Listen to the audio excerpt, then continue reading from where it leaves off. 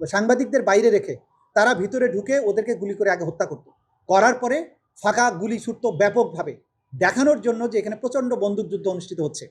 তারপরে বাইরে ফের বেরিয়ে এসে সাংবাদিকদের ইনভাইট করতে, যে চলেন এবার এসে দেখেন আমরা কত বড় যুদ্ধ করেছি। আসামি তারা জানে, যারা অপরাধ করেছে তারা তো জানে যে তারা অপরাধ করেছে, তারা চাইবে বিচার যাতে না হয়।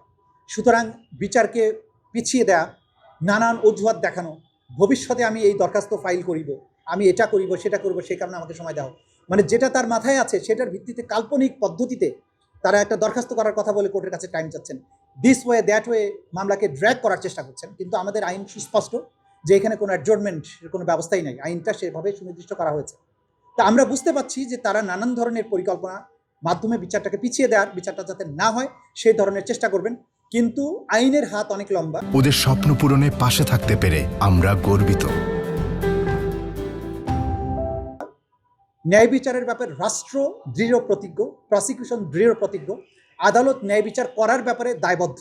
সুতরাং ইনশাআল্লাহ সকল ষড়যন্ত্র সত্ত্বেও বিচার হবে, ন্যায় বিচার অনুষ্ঠিত হবে। এই যে কয়েকটা অভিযানের কথা বলেছি, সেখানে আগের থেকে সাংবাদিকদের, বিশেষ করে একটা অপারেশনে হেলিকপ্টার ব্যবহার করা হয়েছিল, আগের থেকে ঢাকার থেকে সাংবাদিক নিয়ে যাওয়া হয়েছে, নিয়ে গিয়ে আগে বনের ভেতরে মাচা বানানো হয়েছে, সেখানে চাল ডাল হাঁড়ি পাতিল রেখে এসে তারপরে বাইরে থেকে বন্দীদের, যারা হয়তো কয়েক মাস আগেই তাদের গ্রেপ্তার করা হয়েছে, এদেরকে আগে অন্য ট্রলারে করে ওই ভেতরে মাচার মধ্যে রেখে আসা হতো।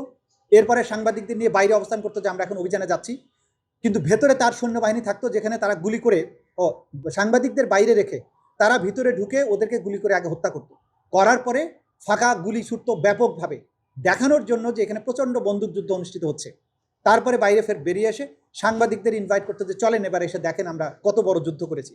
কিন্তু ভেতরে যারা অভিযানে ছিলেন সেরকম প্রত্যক্ষদর্শীরা আমাদেরকে বলেছেন যে যে লোকদেরকে ওখানে হত্যা করা হয়েছে তাদেরকে অনেক আগেই বন্দী করা ছিল, তাদেরকে আগে ঠান্ডা মাথায় গুলি করে তারপরে ফাঁকা আওয়াজ করে বন্দুক যুদ্ধের নাটক করা হয়েছে। সেগুলোর প্রত্যক্ষদর্শীর এভিডেন্স আমরা পেয়েছি। যেসব সাংবাদিককে ইনভাইট করে নিয়ে যাওয়া হয়েছিল তাদের কাছ থেকেও আমরা বক্তব্য নিয়েছি, নামগুলো হয়তো এখন বলা যাবে না, সময় হলে আমরা জানাবো।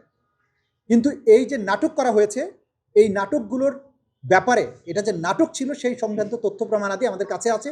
বিচারিক যখন প্রক্রিয়াটা শুরু হবে সেই সময় আমরা আদালতের কাছে এটা সুস্পষ্টভাবে দেখাবো।